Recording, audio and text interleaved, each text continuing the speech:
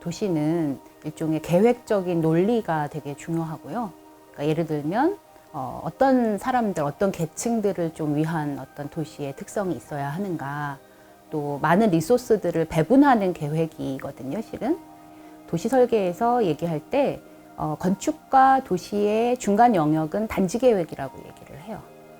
건축가들도 단지 계획을 하시죠. 뭐 아파트 단지든지 뭐 업무 단지든지 뭐 여러 가지를 하시는데, 도시에서도 가장 작은 단위는 뭐 둘 이상의 건축물 또는 일단의 부지의 건축 계획을 하는, 그래서 이제 뭐 건물에 배치를 하는 그런 단지 계획을 중간 영역이라고 하는데요. 제가 말씀드리는 중간 영역이라고 하는 것은 건축과 도시의 어벽에 있어서 중간 영역에 대한 부분이에요. 그래서 건축가들이 도시 일을 할 수 있고, 또 도시 계획, 도시 설계를 하시는 분들이 또 건축 설계와 함께 이제 중복되는 그 단지 계획 영역을 할 수 있다라고 하는 측면에서 함께 만나는 계획, 내지는 양쪽의 역량을 다 갖고 있는 사람들이 앞으로 추진해야 되는 새로운 영역에 대한 계획을 말씀드립니다.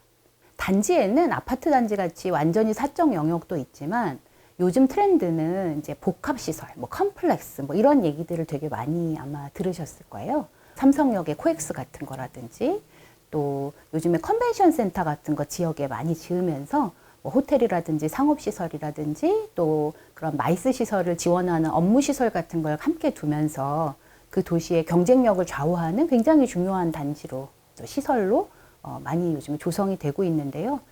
사실 중요한 것은 그 단지를 구성하는 그런 여러 가지 시설물들이 순전히 그 안에 살고 있거나 일하는 사람들만을 위한 것인가?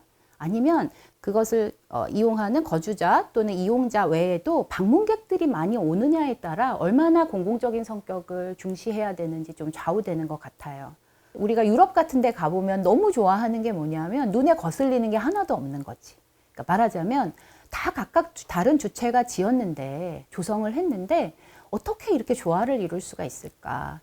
그것은 그냥 단순히 건축 도시, 뭐 토목, 뭐 도로를 까는 토목 이런 문제가 아니라 그것들이 만나는 그 접점 영역 또는 중간 영역에 대한 정말 심도 있는 설계를 했던 겁니다. 이제 주로 거주하는 뭐 집 또는 또 우리 일상을 보내는 학교나 뭐 일자리, 뭐 직장, 뭐 이런 데들이 각각 다 건축물 또는 단지에서 우리가 생활을 하는데, 사실 그 중간 영역은 그것이 공공 영역과 만나는 어떤 경계이기도 하고요. 문 밖을 나가서 앞에 차가 지나다니고 사람들이 걸어 다니는 그런 어떤 도로를 만나고, 또 앞에 주차를 한 곳들이 있고, 또다시 그 길을 건너면 맞은편에 가로수가 있고, 그것을 통해서 저 너머에 공원이 보이고, 또 그 공원을 지나서 길을 걷다 보면 동사무소가 있고 슈퍼마켓이 있고, 또 그걸 지나서 내가 뭐 예를 들면 버스를 타고 직장을 간다. 제가 말씀드린 그 영역 모두가 중간 영역이라고 생각하셔도 될 것 같아요. 그것을 누가 도대체 디자인하나 생각해 보면 다 다른 주체가 계획을 합니다. 요즘에는 뭐 개발공사들, 뭐 SH공사, LH공사들이 또 서울시를 대상으로 다 많은 사업들을 하기 때문에 공공도 하나가 아니에요. 그러다 보니 너무 많은 주체들이 계획을 하고, 디자인과는 좀 무관할 것처럼 보이는 분들이 또 들어오는 계획을 하고, 건축물에 대해서는 별로 안 배워보신 분들이 공원 내 시설을 계획하고, 건물 한번 배치 안 해보신 분들이 도시계획을 한단 말이에요.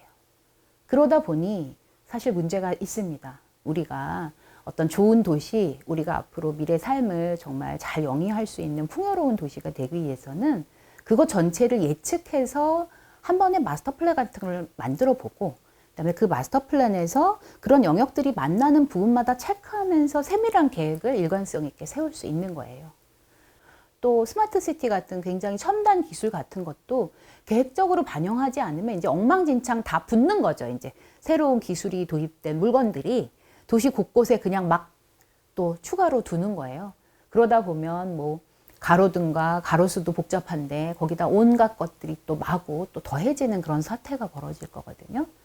첨단 기술이 도입된 도시라고 해서 어떤 기술의 모습, 로봇 같은 모습은 아닐 거라고 저는 상상을 해요.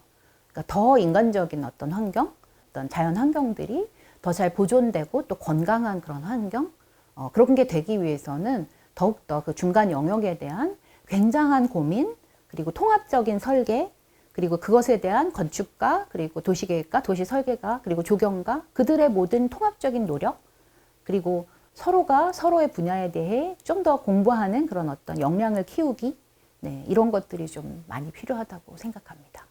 이 도시는 경쟁력을 가져야 되고 또한 활성화돼야 돼요.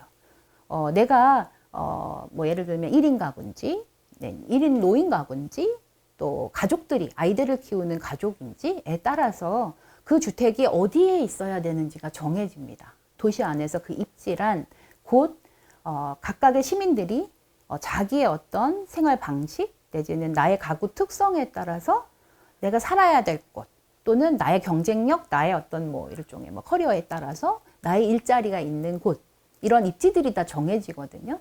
그래서 그런 것들을 도시계획에서는 다 예측을 하고요. 비교적 공평하게 배분을 하면서도 또 도시의 경쟁력을 만들어야 되잖아요. 그런 방식으로 우리가 리소스를 배분하는 도시계획을 수립하고요. 유럽 같은 경우는 물리적 그런 계획들을 주로 하는 건축가들이 도시계획들을 다 하고 있어요. 저는 건축가들이 또 그런 물리적인 디자인은 정말 제일 잘하기 때문에 그들이 조금만 도시 쪽으로 더 많이 진출하셔서 앞으로 그런 중간 영역 넘어서 뭐 도시계획까지도 하실 수 있는 네, 그런 시대가 왔으면 좋겠다고 생각합니다. 우리 지금 주변만 보시더라도 우리 가족 체계 완전 붕괴했고 지금 1, 2인 가구가 뭐 60%뭐 이 정도 되거든요. 미래는 더 많아질 거고요. 또한 지금 너무 오래 살잖아요. 이제 저는 120살까지 산다 그러던데 안 아프면. 그럼 어떻게 살 거냐고 도대체 우리가 도시 속에서. 아무 방법이 없는데. 그래서 정말 저는 지금 우리 도시가 미래에 정말 큰 준비를 해야 한다 이런 생각을 합니다. 제가 우리 리소스를 배분하는 도시계획에서 가장 중요한 게 인구라고 했는데 이제는 인구의 숫자보다도 인구의 특성이 더 중요해질 수도 있다라고 하는 측면에서 우리 앞으로 도시계획에서도 그런 어떤 기본적인 단위를 다루는 내지는 어디에 가중치를 둘 것인가 그 배분하는 데도 있어서 그런 미래 변화를 좀 많이 고려해야 된다고 생각을 합니다. 제가 생각하는 미래 서울의 모습은 또 다른 공동체라고 생각하는 거예요. 뭐 서울시는 뭐 공동체 주택 뭐 마을이라든지 공동체 주택 사업 같은 것들을 많이 하고 있는데 그것이 좀 더 단지나 뭐 마을 단위로 좀 커져서 우리 서울이 내지는 내가 살고 있는 마을이 나의 버팀목이 되어주고 내가 활동할 때 이웃과 함께 정말 행복한 공동체를 이루어서 살 수 있는 네, 그런 서울이 되었으면 좋겠습니다.